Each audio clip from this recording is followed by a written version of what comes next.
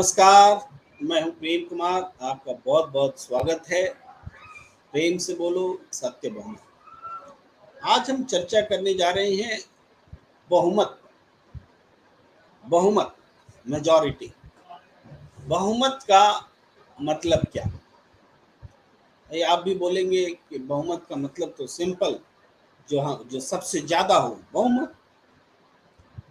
लेकिन इतना आसान नहीं है बहुमत का मतलब। देखिए, बहुमत हमारे प्रजातांत्रिक व्यवस्था में, संसद में जब सरकार पहली बार बन रही होती है तो बहुमत का मतलब होता है 543 के आधे से एक ज्यादा, यानी 272। लेकिन एक बार सरकार जब बन जाती है तब विपक्ष अगर अविश्वास प्रस्ताव लेकर आए या फिर सरकार को विश्वास प्रस्ताव लाने की जरूरत पैदा हो जाए तो उन प्रस्तावों को पास करने के लिए बहुमत का मतलब बदल जाता है। सदन में कितने सदस्य उपस्थित हैं उसके आधे से ज्यादा, आधे से एक ज्यादा वो बहुमत हो जाता है।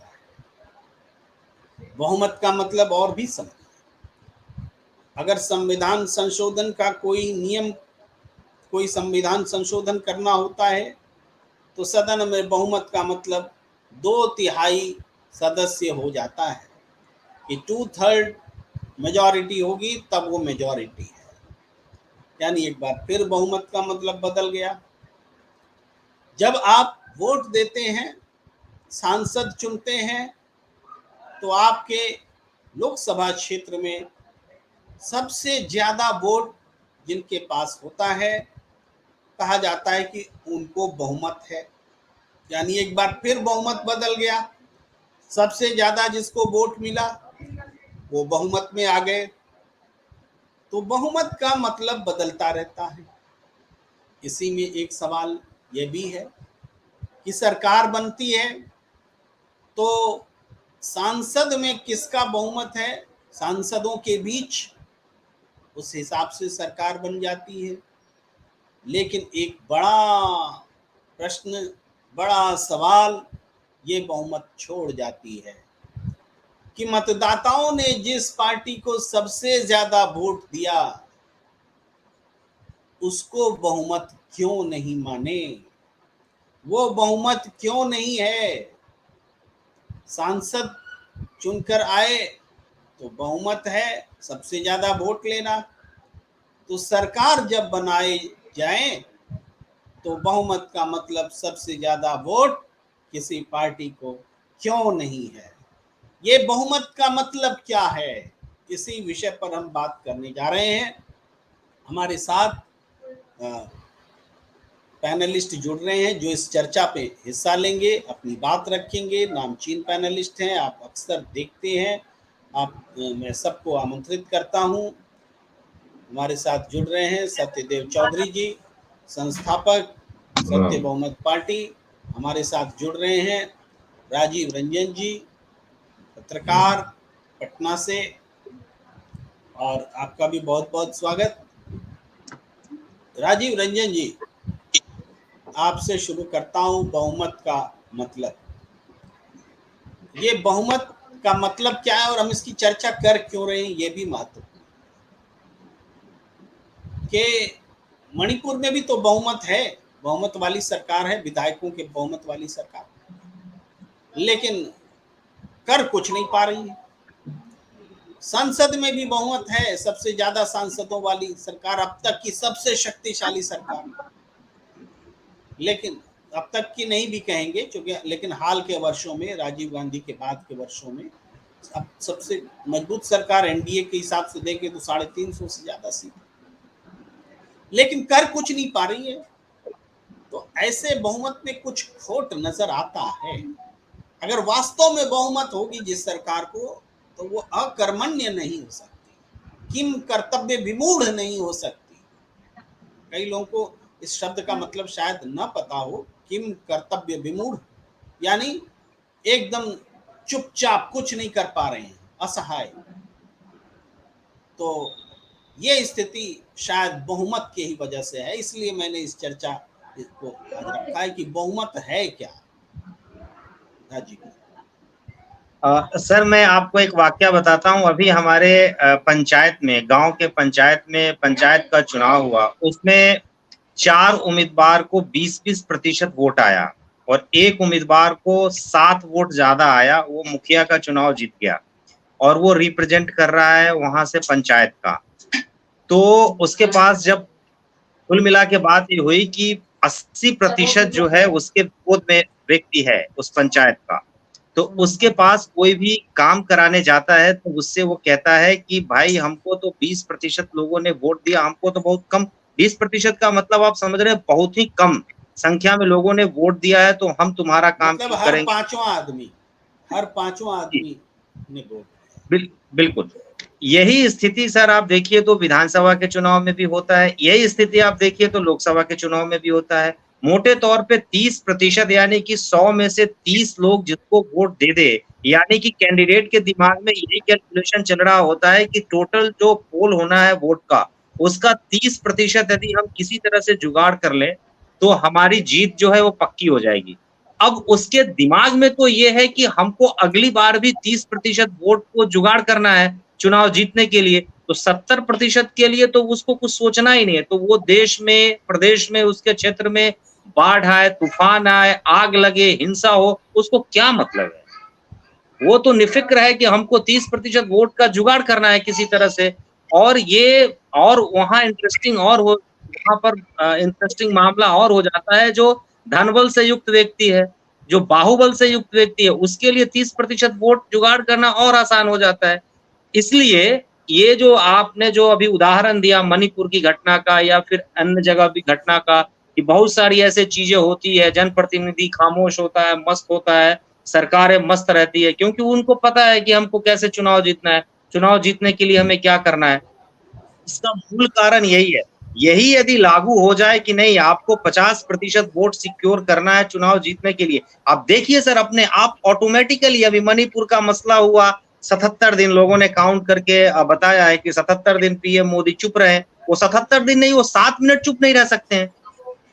यदि एक बार हो जाए कि नहीं, आपको वोट, नंबर ऑफ वोट जो है 50% से 50% से ज्यादा सिक्योर करना है चुनाव जीतने के लिए, कोई कैसे चैन से रह ही नहीं सकता है नेता। लेकिन अपने चैन को बनाने के लिए ये लोगों का जो षड्यंत्र है, एक तरह से आप कह सकते हैं कि हमको किसी तरह से चुनाव जीतना है, लोगों को मूर्ख बना के, और कुछ भी नहीं है लेकिन सर। राजीव जी हम तो 50% को भी बहुमत मानने के लिए तैयार नहीं। हमने तो ये भी कहा कि कई संविधान में संशोधन होता है तो वहां 2/3 बहुमत की आवश्यकता होती है। हाँ, कोई मोर देन राज्य 66%, कोई राज्य 66% से विशेष, ज्यादा हो गया हो। हाँ मान लीजिए कोई अलग राज्य बनाना है भाई, उत्तर बिहार से टूट टूट के झारखंड या इस तरह से कोई डिसीजन लेना है, तो इसका अलग पैमाना है बहुमत का। स्टेट लेजिस्लेशन हाँ से पास होना, दोनों सदनों से पास होना, वो भी दो तिहाई बहुमत यहाँ भी अपेक्षित होता है। इस तरह यानी क्राइटेरिया बदल जाता है। हम तो ये कह रहे हैं राजीव जी कि सबसे ज्यादा वोट हम ले, सांसदों के बहुमत का खाली हटा दें, जनता के बहुमत से ही जोड़ दें। अगर सरकार को, सांसद तो अपने क्षेत्र में सबसे ज्यादा बहुमत लेके आता है, लेकिन पार्टी को अगर पूरे देश से सबसे ज्यादा वोट लाने का ही कंपटीशन हो तो अकेले यही 50% की कोई गरज नहीं है।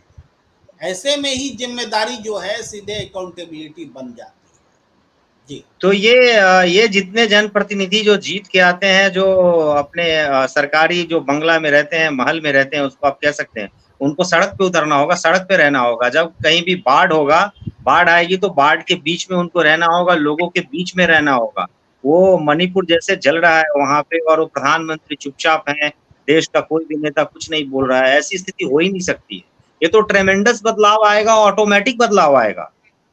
आपने सर आपने जो कहा कि 2/3 बहुमत, इसका मतलब है कि 66% से ज्यादा मत जो है वो जब आना चाहिए किसी भी ऑर्डिनेंस को पास करने के लिए। आप देखिए कि उस ऑर्डिनेंस, उस तरह के बहुमत के जुगाड़ करने में बीजेपी इतनी सशक्त पार्टी है, पीएम इतने मजबूत हैं, लोग उनको मानते हैं, कहते हैं, कैसे उनकी जो है वो उनको पसीना निकलते रहता है, लोकसभा में भी करना है, राज्यसभा में भी करना है, प्रदेशों की सरकार में भी, प्रदेश में भी बहुमत जुटाना है। तो जब इस तरह की मशक्कत करनी पड़ती है, तो जब ये नंबर ऑफ वोट का मसला हो जाएगा, तो समझिए कि कितना ट्रांसफॉर्मेशनल बदलाव आएगा। ये हमको तो लगता है कि बिल्कुल। देश की समस्या जो है, जो बेसिक समस्या है, जिसको आज तक एड्रेस नहीं किया गया, उस समस्या आप देखिए तो इंदिरा गांधी भी गरीबी के मसले पे चुनाव लड़ी, जीती। हमारे देश के सबसे अभी मजबूत प्रधानमंत्री मोदी जी भी गरीबी के मसले पे चुनाव लड़ रहे हैं और जीत रहे हैं। इसका मतलब है कि गरीबी मुद्दा जो जमीनी स्तर पे लोगों के सामने थी, अभी भी वही है। लेकिन आपने जो ये मसला उठाया है, ये बहुत ही मेरे हिसाब से बहुत ही क्रांतिकारी ये विचार है। यदि ये लागू हो जाए, तो ये सब कुछ बहुत ही आसानी से बिना मेहनत किए हुए अपने आप खत्म हो जाएगा। जी, जी। अजय जी, फिर लौटूँगा आपके पास। मैं सत्यदेव चौधरी जी के पास आना चाहता हूँ। जी, चौधरी साहब, हम लोग बात कर रहे हैं बहुमत को लेकर, और जाहिर बात है कि कई ऐसे संविधान संशोधन होते हैं जिसमें 2/3 सदस्यों का समर्थन, दोनों सदनों में समर्थन, इस तरह की शर्तें, और वो बहुमत कहलाता है। लेकिन फिर भी वो सांसदों का बहुमत है, उसको तो इकट्ठा कर लिया जा सकता है, लुभा के, ललचा के, डरा के, दूसरी पार्टियों को अपने साथ जोड़ के। लेकिन जनता के बहुमत के लिए, मतदाताओं के बहुमत के लिए 2/3 की आवश्यकता नहीं है किसी भी चीज। आप तो अधिक से अधिक बहुमत लेके आए, यही अपने आप में बहुत बड़ी बात होगी। क्या कहेंगे आप? जी जी जी प्रेम जी, धन्यवाद आपका। देखिए, आपने अपने प्रारंभिक वक्तव्य के अंदर बहुत कुछ बहुमत के ऊपर समझा दिया, और मैं राजीव रंजन जी की बात से बहुत अच्छे से सहमत हुआ, जो इन्होंने अपने 3 उम्मीदवारों के बारे में बात करी और फिर बाद में यह समझाया कि अगले चुनाव के अंदर उनको 30% से ज्यादा वोट उनको चाहिए ही नहीं। एक ये इसमें सबसे बड़ी महत्वपूर्ण बात निकल के ये आई कि इनको 70% वोटों की परवाह ही नहीं है। ये 51% वोट और ये आधे से ज्यादा वाले वोट की तो बात आप छोड़ दीजिए एक बारी। ये तो एक ऐसी खाली कल्पना करने की बातें हैं कि 51% वोट होने से आपकी समस्या का समाधान हो जाएगा। उससे समाधान होने वाला नहीं है, क्योंकि आज भी आपके ये जो सत्ताधारी हैं बीजेपी वाले, आप ही लोग बताते हैं कि कितने 240 या 45 सांसद ऐसे हैं कि जिन्होंने 50% से ज्यादा वोट ले रखा है। तो आज ये समस्या फिर क्यों है? ये मणिपुर जैसी समस्या क्यों है? मणिपुर जैसी समस्या ये है कि वो सत्य बहुमत के आधार के ऊपर राजनीति नहीं है। अगर आपको देखिए, ऊपर से समस्या चलती है, ये समस्या का कारण सबसे ऊपर से है। जब संसद की जो केंद्र सरकार है वो ही ठीक बहुमत से नहीं बनी हुई। अगर वो वोटों के बहुमत से सरकार बनती, क्योंकि पार्टियां तो और भी है ना, प्रतिस्पर्धा के अंदर पार्टी तो खाली अकेली बीजेपी तो है ही नहीं। अगर बीजेपी अकेली पार्टी हो राजनीति के अंदर, फिर तो किसी भी प्रकार के बहुमत की आवश्यकता नहीं है। जब भी चुनाव करवा लो, उन्होंने जीतना है, उन्होंने सरकार बना ली है, फिर से 1/3 बहुमत हो चाहे 2/3 बहुमत हो चाहे कितना भी बहुमत हो, उसका कोई मतलब नहीं चाइनीज निकलता कम्युनिस्ट बहुमत का। पार्टी है जी, जैसे चाइनीज हाँ कम्युनिस्ट जी पार्टी है, वही जी सत्ता में जी। रहेगी, वहाँ हाँ एक ही जी पार्टी है। हाँ जी हाँ जी।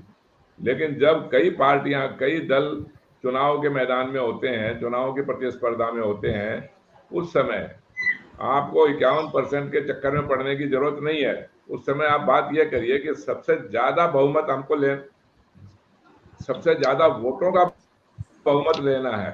और अगर सबसे ज्यादा वोटों का बहुमत की कंडीशन होती और उस आधार के ऊपर यदि केंद्र सरकार बनी हुई होती, तो आप ये बताइए कि वो खाली हिंदुओं के वोटों से सरकार नहीं बना सकती थी। उसके साथ साथ सवाल आज हमारी राजनीतिक व्यवस्था में सवाल ये नहीं है कि परसेंटेज 51% या इतने परसेंट उतने परसेंट, वो नहीं है। सवाल ये है कि हमारा जब, क्योंकि बहु बहु बहु जातीय बहुधर्मीय इतने धर्मों का, इतना विभिन्न विभिन्न प्रकार के वर्ग हैं, उन सब लोगों का मिला के, सब लोगों को मिला के बहुमत कैसे बने? समस्या हमारी ये है। और जब आपको सबसे ज्यादा वोट लेना है, तब आप मुझे ये बताएं कि खाली हिंदुओं के वोट से आप सरकार बना सकते हैं क्या? आपको सबसे ज्यादा वोट लेना है तो आपको हिंदू भी, ईसाई भी, सिख भी, और चाहे वो कुकी हो, चाहे कोई भी समाज हो, उन सब लोगों के बहुमत से जब केंद्र सरकार बनती, और जब केंद्र सरकार बन जाती, तो मुझे आप ये बताएं कि मणिपुर के अंदर ये समस्या कैसे हो सकती थी? आज आपको मालूम होना चाहिए, मैं एक डिबेट सुन रहा था आज दिन में, वहां पर मणिपुर के अंदर ये बताते हैं कि मैतेई जहां पर लोग रहते हैं, वहां पर आज के दिन एक भी घर कुकी का नहीं है, और जहां कुकी लोग रहते हैं वहां पर उस क्षेत्र के अंदर एक भी मैतेई का घर नहीं है। जब इतना उसमें दो फाड़ हो चुका है, उनमें उनमें समझौता होने का, सामंजस्य बैठने का क्या रास्ता है? अब आज के दिन इतने टुकड़े टुकड़े हो चुका है मणिपुर, तो ये तो देखिए, ये आने वाला भविष्य के अंदर हमारे और आजू बाजू के राज्यों के अंदर भी यही हो जाएगा, फिर किसी बड़े प्रदेश के अंदर भी यही हो जाएगा, फिर पूरे देश के अंदर भी यही हो जाएगा। तो ये जो बहुमत की जो परिभाषा है, वो आप ये समझें कि सरकार बनाने से पहले, चुनाव से पहले ये बात तय हो जानी चाहिए कि बहुमत उसका होगा जिसके पास सबसे ज्यादा वोट होंगे। हमारे को ज्यादा सांसद नहीं चाहिए। जैसे सांसद को सबसे ज्यादा वोट मिल गए तो वो सांसद जीत गया, हम उसको प्रतिनिधि मान रहे हैं, उसको हम सांसद मान रहे हैं। उसी प्रकार जिस राजनीतिक दल का जो प्रतिस्पर्धा में है, उनको अन्य राजनीतिक दलों की तुलना में सबसे ज्यादा वोट मिल जाए तो उसको सरकार बहुमत से बनाने दीजिए। और उस समय पर फिर दोबारा मैं इस बात को ये दोहराता हूं कि वो खाली एक समुदाय के वोट लेके कैसे बहुमत बना लेगा? वो संभावना ही नहीं है। जी, मैं सत्यदेव चौधरी जी, आपकी बात को थोड़ा सा और स्पष्ट करने की कोशिश करता हूं दर्शकों के सामने कि जैसे मणिपुर पर हम लोग चर्चा करें, मणिपुर में घाटी में मैतेई आबादी है, तो पहाड़ी इलाकों में आदिवासी कुकी और नगा भी हैं। और अभी हम देख रहे हैं कि एक तरह से एथनिक नरसंहार चल रहा है। ये स्थिति पैदा हो गई कि एक इलाके में दूसरा समुदाय अब बचा नहीं है। ये बहुत खराब हालात हैं। लेकिन मैं बात दूसरी जगह कर रहा हूँ कि चुनाव में वोट तो लोग संसद चुनने के लिए डालेंगे, सांसद चुनने के लिए डालेंगे, संसदीय क्षेत्र होंगे अलग अलग, तो अलग अलग संसदीय क्षेत्र में मैतेई का बहुल इलाका भी होगा और कुकी का भी बहुल इलाका होगा। तो अभी क्या होता है कि सांसद की संख्या जुटा ली जाती है। अब चूंकि मणिपुर में 2 ही सांसद हैं, तो उनकी अहमियत पूरे 543 में 272 के मुकाम में तो मैजिक फिगर में 2 ही का रहता है वैल्यू, तो कुकी या नगा बहुत महत्वपूर्ण नहीं रह जाती। लेकिन जब वोट गिनेंगे, हम वोट काउंट गिनेंगे, तो वही संसदीय क्षेत्र में हो सकता है कोई भी जीते सांसद, किसी एक पार्टी का जीत जाए जो मैतेई समुदाय को रिप्रेजेंट करता हो, वो जीत जाए, ऐसा हो सकता है, सांसद जीत सकते हैं।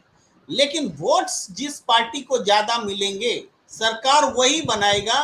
ये बात जो है पार्टी को बाध्य करेगी कि वो कुकी नगा का भी वोट ले, मैतेई का वोट ले तो कुकी नगा का भी वोट ले, तभी सबसे ज्यादा वोट उसके पास आ पाएंगे। सिर्फ सांसद जिता लेने से 20% 30% इस सांसद आपको पास मिल जाएगा, 20% 30% वोट से सांसद बन जाएंगे। लेकिन सरकार बनाने के लिए सारे समुदाय का वोट जब तक नहीं मिलेगा तब तक आप सरकार नहीं बनाएंगे, अगर मतदाताओं के बहुमत से सरकार बनाने की व्यवस्था को हम बनाते हैं।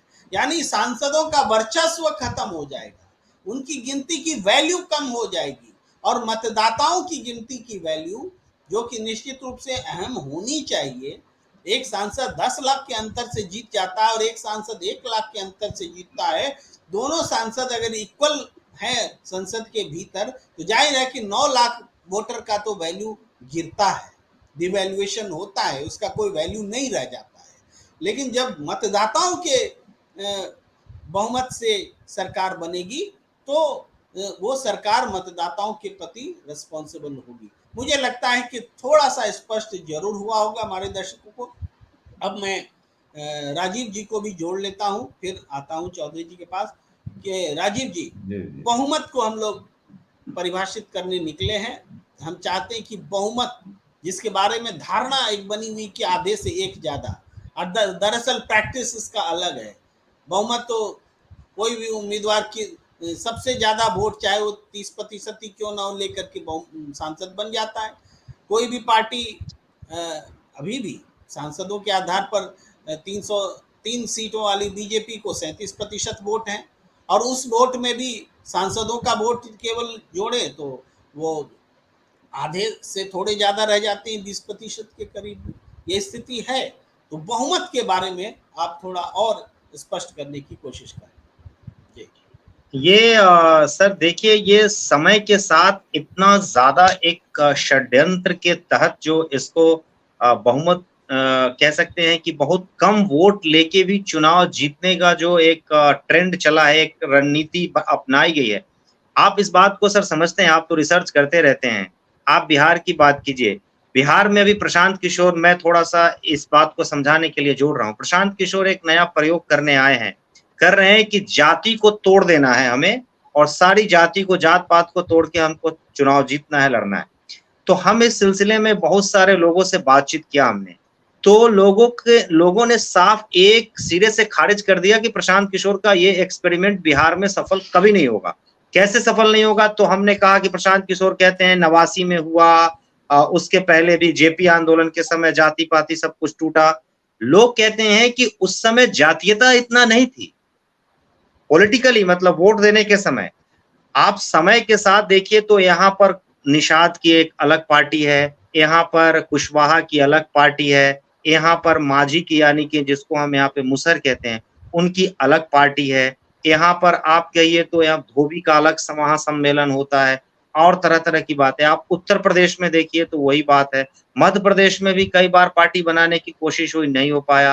राजस्थान, कहने कुल मिला के ये है कि समय के साथ समाज को इतना खंड-खंड किया गया है, सिर्फ कि हमें छोटा-सा चंक मिल जाए जिससे कि हम मजबूत हो जाएँ, हम किसी के साथ गठबंधन कर लें और हम फिर चुनाव में जीत जाएँ। लेकिन राजीव रंजन जी, यही जाति आधारित पार्टियों को ये इसलिए पार्टी बना पा रहे हैं क्योंकि जाति को संगठित करके वो कई उम्मीदवारों के बीच अपना उम्मीदवार जिताने की क्षमता उनमें डेवलप हो गई है, सांसद बनाने की क्षमता डेवलप हो गई है, और सांसदों के जोड़ तोड़ से सरकार में शामिल होने की परिस्थिति डेवलप हो गई है।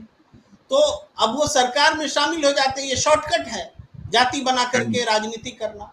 तो इसी शॉर्टकट को खत्म करने का नाम है कि मतदाताओं के वोट से सरकार बने। जब मतदाताओं के वोट से सरकार बनेगी तो ये जाति के आधार पर कुनबा बनाने वाले लोग, राजनीति करने वाले लोग सांसद भी नहीं चुन पाएंगे, सरकार बनाने में योगदान ही उनका खत्म हो जाएगा। जी। एक लाइन और जोड़िए इसमें, टिकट बेचने वाले लोग, ये जाति की पार्टी बनाते हैं और अपने टिकट को बेचते हैं, इसलिए इसमें टिकट बेचने वाले लोग भी जोड़िए। ये इतना मतलब क्या कहते हैं, जाति के नाम पे कि हम आपका नुमाइंदगी कर रहे हैं, आपकी बातों को हम उठा रहे हैं, और वो गठबंधन के तहत सीट ले लिए और फिर वह अपने टिकट को बेचा। तो ये तो पूरी तरह से सिस्टम जो है उसको। राजीव जी, मैं इसी बात को थोड़ा सा बढ़ाते हुए चौधरी साहब के पास आना चाहता हूँ। चौधरी साहब, बहुत दिलचस्प बात छेड़ दी है राजीव रंजन जी ने, जो इस बहुमत की सोच को एक नया आयाम देता हुआ दिख रहा है। हमें ये एंगल तो दिखा ही नहीं था, आज दिख रहा है आपसे बातचीत करते हुए कि ये जातीय आधार वाली जो पार्टियां हैं, वो हम देखते हैं कि जो कुख्यात लोग होते हैं ना, अब जैसे ब्रिजभूषण शरण सिंह, भाई राजपूत लोग उनको वोट करेंगे ये मान लिया जाता है। भाई बिहार में क्या नाम है लोजपा वाले, सूरजभान सिंह, आनंद मोहन, और आपको अनंत सिंह, या पहले शाहबुद्दीन होते थे। इस तरह के लोग जो कि चूंकि जाति के कुनबे का नेतृत्व करते हैं, तो तो इनके पास धन बल भी है, बाहुबल भी है, और जातीय समीकरण को साधना आसान है, सांसद बन जाना आसान है, और एक बार सांसद बन गए तो सरकार बनाने गिराने के खेल में वो इंपॉर्टेंट हो जाते हैं। तो क्यों नहीं जाति की राजनीति करें? तो निश्चित रूप से ये जो हमारा आपका थॉट है कि बहुमत के आधार पर, अगर जनता के वोटों के आधार पर अगर बहुमत डिसाइड होने लगे तो ये जातीय वर्चस्व खत्म होगा, और जातीय वर्चस्व खत्म होगा, ऑटोमेटिक खत्म होगा। ये बात स्पष्ट हो रही है, उदाहरणों से स्पष्ट हो रही है। तो जब इसीलिए मतदाताओं के बहुमत वाली व्यवस्था लोकतंत्र को मजबूत करेगी, न कि सांसद के बहुमत वाली। सांसद तो जातीय कुनबा बना के धार्मिक नारा देकर के कई भी सांसद बन जाते हैं, निर्दलीय भी सांसद बन जाते हैं। बहुत सारे लोगों को हमने देखा जातीय आधार पर बन जाते हैं, और जातीय आधार पर लोग उसका समर्थन भी कर देते हैं। एक से एक कुख्यात लोग को जात के नाम पर वोट देने लग जाते हैं लोग। ये चीज खत्म होगी। जी चौधरी साहब। हाँ जी, तो देखिए, मैं राजीव जी की बहुत सारी बातों से बहुत अच्छे से सहमत हूं,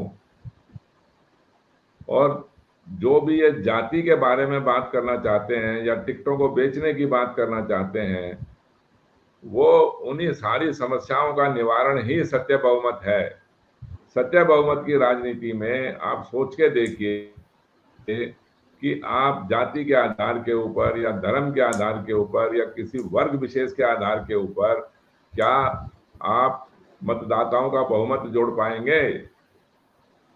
नहीं कर सकते। आप जिस मर्जी तरीके से कल्पना कर लीजिए, जिस मर्जी तरीके से प्रैक्टिकल करके देख लीजिए, लेकिन कंडीशन ये है कि आपको चुनाव से पहले ये राजनीतिक व्यवस्था को स्थापित करना पड़ेगा। एक बार तो आपको देखिए, आज जैसी भी राजनीतिक व्यवस्था चल रही है, उसका तो हम एक अपनी वकालत कर रहे हैं कि भाई सत्य बहुमत की राजनीति होनी चाहिए, और वो इसी राजनीति के अंदर रह के ही हम सत्य बहुमत की राजनीति को अंदर डाल सकते हैं इसमें। तो इसी राजनीतिक व्यवस्था में रहते हुए हम ये तय कर दें कि भाई आने वाले चुनावों के अंदर बहुमत उस राजनीतिक दल का माना जाएगा जिसके पास सबसे ज्यादा वोट होंगे। तो उस समय आप ना जाति का कोई भेद होगा और ना ही टिकटों के बेचने का कोई कारण बनेगा, और ना ही इसके साथ साथ किसी अपराधी या भ्रष्टाचारी को आप टिकट दे पाएंगे। बेचने की तो बात ही छोड़ दीजिए। और देखिए, जहां तक आपको मैं एक बात और इसमें राजीव जी की बात में जोड़ना चाह रहा हूं कि जो ये बात बोल रहे थे कि 51% वोट लेने से बहुमत बनना चाहिए। 51% वोट तो देखिए आपके जीते हुए सांसदों का भी के अंदर भी, जितने सांसद आपके जीत गए और जिनके बहुमत से आप सरकार बना रहे हो, तो 51% वोट तो उसमें भी हो सकते हैं। लेकिन उस व्यवस्था के अंदर जो उम्मीदवार आपके हार गए, आप उन उम्मीदवारों के तो वोट नहीं जोड़ रहे ना। जैसे आपने अभी कहा कि एक सांसद 1 लाख वोट से जीता, एक सांसद 10 लाख वोटों से जीता, तो 9 लाख वोट तो बेकार हो गए, उनका कोई महत्व नहीं रहा। इसी प्रकार जो उम्मीदवार हार गए, उन उम्मीदवारों का और उनके वोटरों का हमारी राजनीतिक व्यवस्था में क्या महत्व है? जबकि हम ये कहते हैं कि हमारी राजनीतिक सत्य बहुमत की राजनीतिक व्यवस्था में हम मतदाता को हारा हुआ मानते ही नहीं किसी कंडीशन के अंदर भी, चाहे वो जिस मर्जी को वोट दे, जैसे मर्जी वोट दे। हम मतदाता को कभी भी हारा हुआ नहीं मानते। मतदाता ने अपनी राजनीतिक, देश की राजनीतिक व्यवस्था में विश्वास रखते हुए मतदान किया। अगर हम मतदाता को भी हरा देंगे तो फिर तो कोई चुनाव करवाने का मतलब ही नहीं निकला कुछ भी। एक ही जना तो हारेगा, या तो उम्मीदवार हारेगा या मतदाता हारेगा। हम मतदाता को हराना नहीं चाहते बिल्कुल भी। तो 51% वोट लेना, तो देखिए जो आपके सांसद जीत गए उसके अंदर भी 51% वोट लेने की गिनती गिनी जा सकती है। लेकिन जब आप सबसे ज्यादा वोट लेने की बात करेंगे चुनाव से पहले, चुनाव होने से पहले जब आप ये कहेंगे जी कि हमें सबसे ज्यादा वोट चाहिए, तब आप ये जाति का वर्गीकरण नहीं कर सकते, धर्म का वर्गीकरण नहीं कर सकते। जी जी, मैं यहाँ थोड़ा सा बोलना चाहता हूँ, आपकी इजाजत हो चौधरी साहब, थोड़ा सा बोलना चाहता हूँ कि आप जो एक बात कह रहे हैं कि चुनाव होने से पहले ये बोलना जरूरी है कि जनता के वोटर के बहुमत से सरकार बननी चाहिए। तो इसका मतलब क्या है, ये समझना बहुत जरूरी है कि चुनाव होने से पहले जब हम बोलते हैं कि सांसदों के बहुमत से सरकार बनेगी, तो हमारा अप्रोच बिल्कुल बदल जाता है। हम हर संसदीय क्षेत्र में अपने उम्मीदवार को कैसे जिताएं, वो जातीय आधार पर जिताएं, धर्म के आधार पर जिताएं, नफरत करा के जिताएं, दंगा लड़ा के जिताएं, कैसे जिताएं, ये हमारी प्रायोरिटी हो जाती है। वोट अधिक लेना प्रायोरिटी नहीं होती है, होता है कि मल्टीपल कैंडिडेट्स में कैसे हमारा उम्मीदवार ज्यादा वोट ले आए। लेकिन जैसे हम ये तय करते हैं कि चुनाव से पहले ही कि अधिक से अधिक वोट जिसको मिलेगा वही सरकार बनाएगा, तो हमारी प्रायोरिटी अधिक से अधिक वोट लेने की होती है। और पहले वाली व्यवस्था में जिस संसदीय क्षेत्र में एक पार्टी हार जाती है, तो सरकार बनाने लायक सांसद होने के बावजूद उनको हारे हुए उम्मीदवारों की वोटों की काउंटिंग सरकार बनाने में काम नहीं आती, केवल जीते हुए सांसदों की वोटों की संख्या सरकार बनाने में काम आती है। तो मतदाताओं का एक बड़ा वर्ग सरकार बनाने से वंचित रह जाता है। यही कारण है कि बीजेपी को 37% वोट मिले, लेकिन वास्तव में हारे हुए उम्मीदवारों का वोट हटा दीजिए तो उसको, मेरी गणना मुझे याद नहीं है, लेकिन 17-18% वोट के करीब बनता है। तो ये सरकार तो 17-18% वाली सरकार बनी ना। तो ये संसदीय व्यवस्था देश के प्रजातंत्र के लिए अभिशाप है, यही समस्या की जड़ है। ये मैं बोलना चाहता था। जी सत्यदेव चौधरी जी, आप बात करें। और देखिए, जिस तरह से आप बात कर रहे हैं उसका एक मतलब ये भी निकलता है कि हम मतदाताओं का अपमान कर रहे हैं इस संसदीय प्रणाली के अंदर, जहां सांसदों के बहुमत से हम सरकार बनाते हैं। तो वहां सरासर, चाहे किसी मतदाता ने वोट दिया या नहीं दिया, किसी ने किसी को भी वोट दिया, हम कुल मिलाकर, आपने ही कहा था अभी कि सुबह शुरू होता है प्रजातंत्र और शाम को खत्म हो जाता है, तो हम मतदाताओं का अपमान कर रहे हैं लोकतंत्र में रहते हुए भी। या फिर हम लोकतंत्र का झूठा नाटक करते हैं कि हम लोकतंत्र में है, लोकतंत्र में है, लेकिन लोकतंत्र में हम है नहीं। तो ये, और जिस राजनीतिक व्यवस्था में बहुमत की कोई परिभाषा ही नहीं है, आप मुझे बता दीजिए कौन से नियम में, कौन से कानून में, कौन से संविधान के अंदर, ये एक बहुत बड़ा प्रश्न है ना। भाई कैसे बहुमत से सरकार बनेगी, ये हमको नहीं पता। और इससे मिलते जुलते पता नहीं कितने सवाल हैं कि आपने जैसे 18 से 25 वर्ष वालों को मतदान करवा दिया, तो 30% बहुमत में तो गिने गए वो लोग। हराने, सांसद को जिताने हराने में तो वो शामिल है, लेकिन चुनाव में वो भाग ले ही नहीं सकते। ये तो कितनी बड़ी विडंबना है हमारे देश की। आज हम लोग इसी बात को थोड़ा ज्यादा फोकस करें, बहुमत पर। बहुमत पर रहते हैं, बहुत अच्छे से हम लोग चर्चा कर रहे हैं, अलग अलग इसके डायमेंशंस पर बात कर रहे हैं। मैं उसी बात के ऊपर ही फोकस कर रहा हूँ कि 18 से 25 साल वाले जो मतदाता हैं, उन्होंने तो किसी को भी वोट देके बहुमत से जितवा दिया।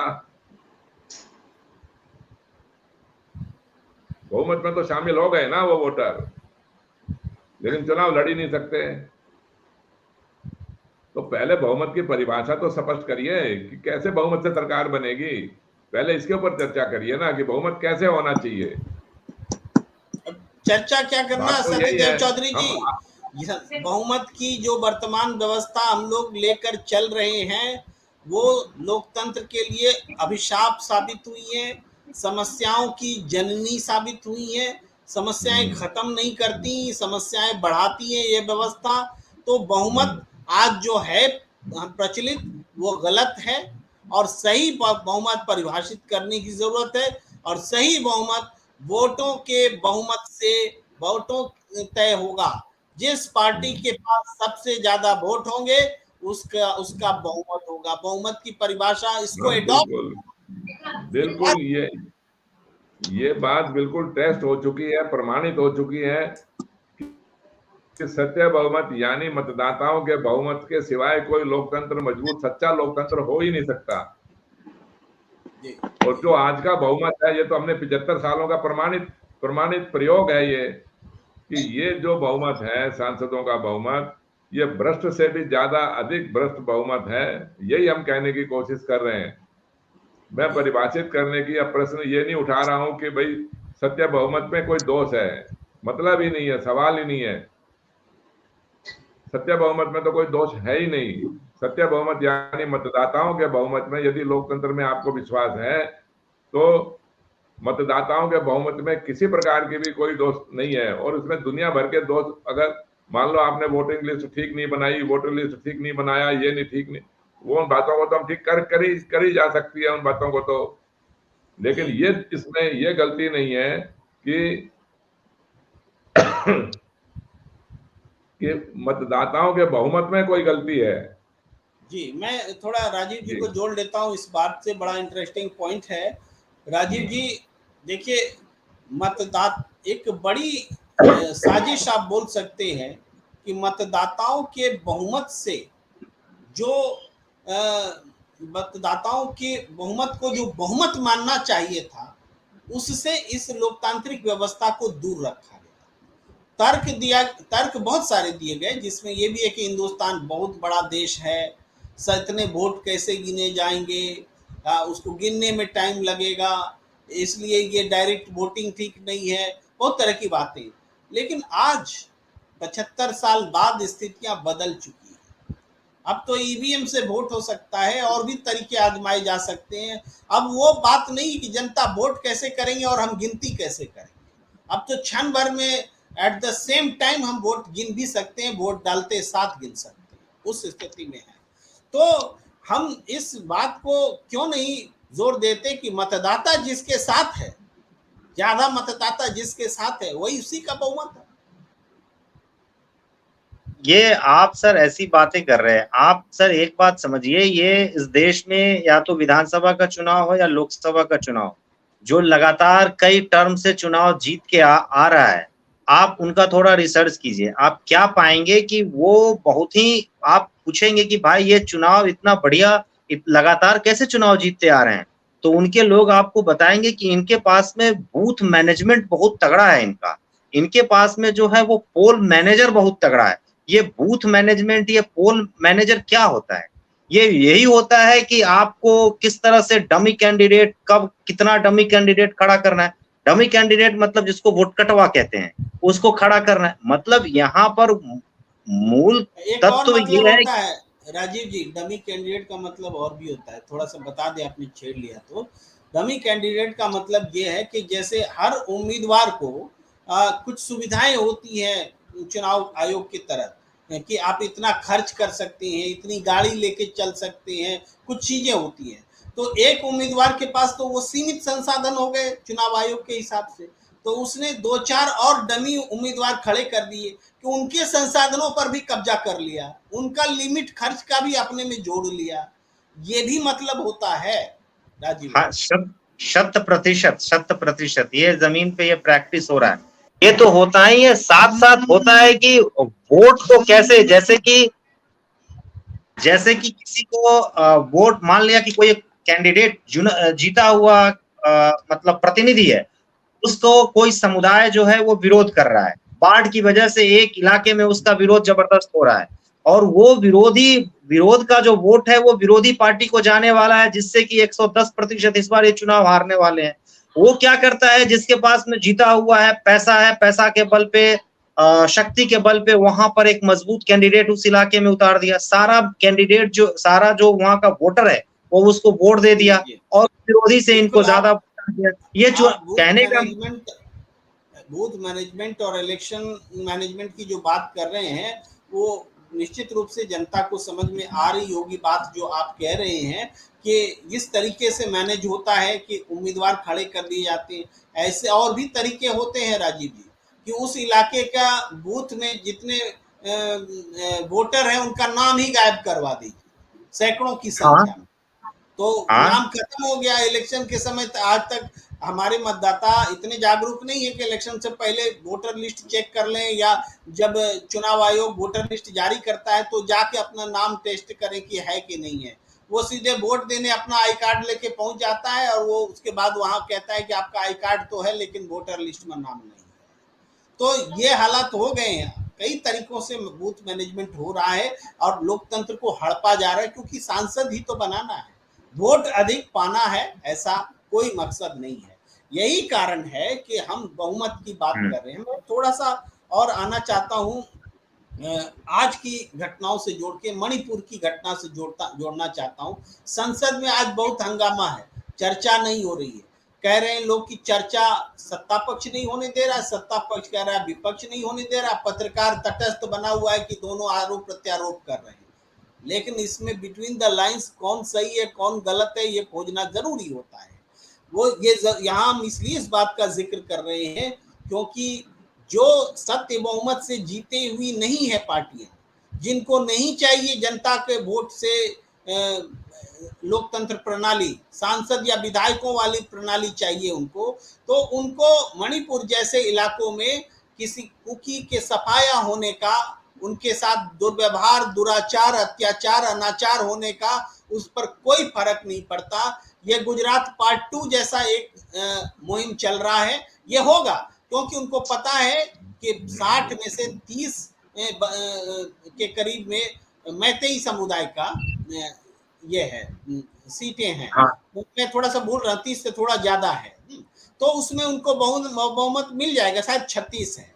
तो इस तरीके से उनको क्या परवाह कुकी की वोट मिले या ना मिले, नगाल की वोट मिले या ना मिले, तो उन्होंने कह दिया, इक्वेट कर दिया, दूसरे जगह भी लॉ एंड ऑर्डर है, यहाँ भी लॉ एंड ऑर्डर है, आओ चर्चा करना है तो 176 में चर्चा कर लेते हैं। विपक्ष कर रहा है, अरे मणिपुर प्रायोरिटी है देश में, नरसंहार है, जातीय नरसंहार, ये सिंपल लॉ एंड ऑर्डर का प्रॉब्लम नहीं है। तो वो कहते हैं कि नहीं, अपने इलाके में आपके महिलाओं के अत्याचार हो रहे हैं तो आप चर्चा नहीं करना चाहते हैं, मणिपुर में हो रहे हैं तो चर्चा करना चाहते। कहने का मतलब है पूरा गड्ढम गड्ढ कर देना चाहते हैं, मणिपुर की जो गंभीरता है उसको खत्म कर देना चाहते हैं। उनको चिंता ही नहीं, मणिपुर में 2 सांसद है, उससे क्या फर्क पड़ेगा दिल्ली में सरकार बनने बनाने को लेके।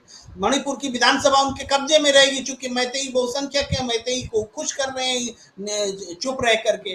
तो ये हालात इसलिए हैं क्योंकि सत्य बहुमत वाली सरकार की अवधारणा देश में नहीं है। जी, मैं सत्यदेव चौधरी जी के पास आना चाहता हूँ। जी देखिए प्रेम जी, इस सारी बातों का कुल मिला के बात यही है कि आप जैसे मर्जी बात करके देख लीजिए, यदि सत्य बहुमत की सरकार होती, यदि सत्य बहुमत की सरकार होती तो मणिपुर जलता नहीं।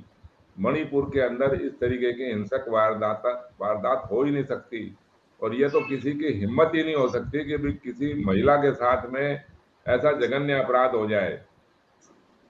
लेकिन अब क्योंकि हमने शुरू से ही इस बहुमत के ऊपर कोई चर्चा नहीं करी, ये तो आज आपने और हम लोगों ने मिलके, हमारा सौभाग्य है कि हमने कुछ बात करनी शुरू कर दी, तो शायद ये बात कहीं ना कहीं पहुंच रही होगी और इस बात का गहरा असर, दूर तक असर जाएगा, और इस बात का असर होते होते समस्या के समाधान के ऊपर भी हम आ जाएंगे।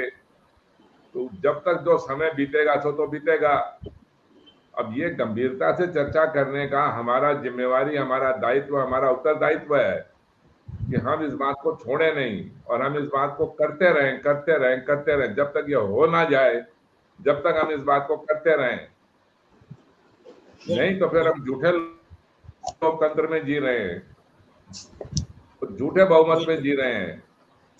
हम क्यों किसी के प्रभाव में आए, जब हम लोकतंत्र के अंदर हम मतदाताओं के बहुमत से सरकार नहीं बना सकते? ऐसा क्यों है? ऐसा क्यों नहीं हो सकता ऐसा? तो क्या कोई कारण तो होगा ना, कोई कारण बताइए हमारे को कि हम मतदाताओं के बहुमत से सरकार क्यों नहीं बना सकते। हम जीते हुए सांसद को मंजूर कर रहे हैं कि भाई ज्यादा वोट लो, जो आज तक की स्थिति है, मतदाता सांसदों को चुनने तक की स्थिति को हम मंजूर कर रहे हैं। जिसको सबसे ज्यादा वोट मिल गए उसको हम सांसद मान लेते हैं, जो हम आज तक मानते आए हैं।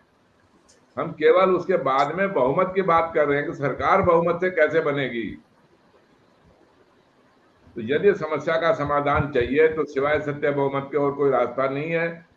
और सत्य बहुमत को जितना जल्दी स्वीकार कर लोगे उतना आपका समय बचेगा, आपकी हानि बचेगी, और आपका जो आज के दिन ये जो नरसंहार हो रहा है, जो अपराध हो रहे हैं, जो दुराचार हो रहे हैं, ये सब बच जाएगा। आप देख लेना, करके देख लो इसको। इसीलिए तो जी और मैं एक और साथ से आपको ये बात बोलना चाहता हूं कि इसीलिए ये ऐसा नहीं है कि भाई सत्य बहुमत के बाद इन विरोधी पार्टियों को या सत्ता पक्ष वालों को सुनाई नहीं दे रही होगी।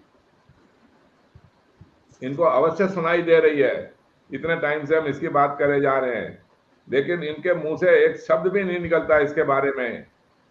ये चर्चा नहीं करना जानते, चर्चा करना ही नहीं चाहते।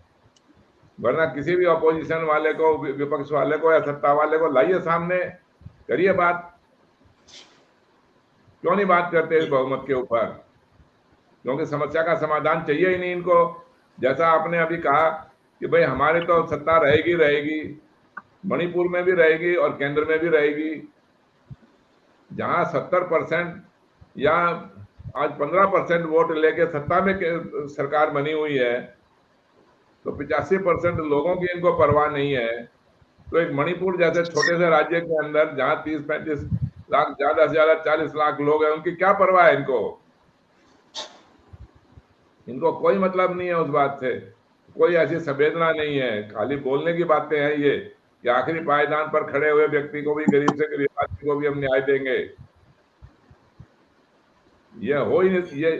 ये देखिए, जब तक सत्य बहुमत नहीं आएगा तब तक आपकी समस्याओं का समाधान नहीं होगा। आज के दिन ये बात प्रयोगात्मक रूप से सिद्ध हो चुकी है, और आने वाले जितने भी शासक होंगे, आप चाहे जितनी मर्जी पार्टियां बदल के देख लेना, जितने मर्जी नेता बदल के देख लेना, यदि यही सांसदों के बहुमत से राजनीति चलती रही तो समस्या का समाधान होने की बजाय समस्या और कई गुना बढ़ जाएगी। प्रेम जी।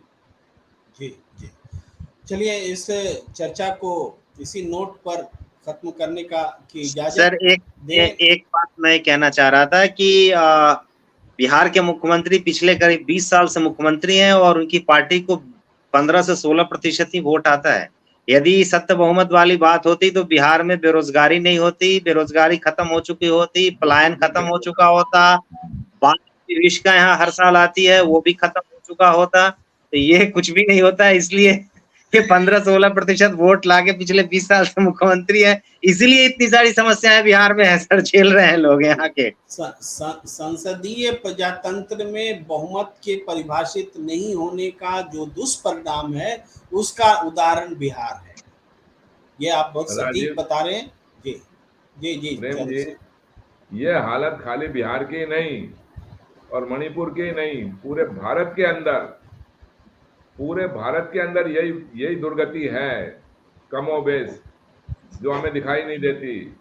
हाँ वही बात। हमारा देश, आप ये तुलना करिए कि मैं जैसे आपके 1947 के बाद में कितने छोटे छोटे देश, कितने विकसित, आजादी हमारे से बाद में आजादी लेने के बाद भी कितने शक्तिशाली और कितने धनाढ्य बन गए। आज हमारा इतना बड़ा देश, सारे धन संपदा से, प्राकृतिक संपदा से भरपूर, इतनी जनसंख्या, और फिर भी हम आज पिछड़े हुए हैं और देशों से। तो हम तो खाली बिहार ही नहीं, पूरा देश समृद्ध हो जाएगा सत्य बहुमत की राजनीति से, और वो भी खाली एक 10-20 साल नहीं लगेंगे उस काम को। साल, 2 साल, 3 साल के अंदर अंदर ही आप सत्य बहुमत की राजनीति को चर्चा बनाइए और देखना फिर कैसे राजनीति में परिवर्तन होता है।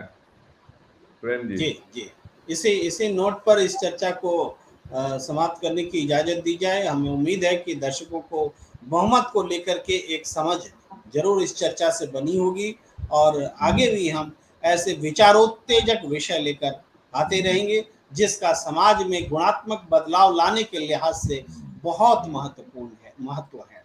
तो आप दीजिए हमें इजाजत। नमस्कार। नमस्कार।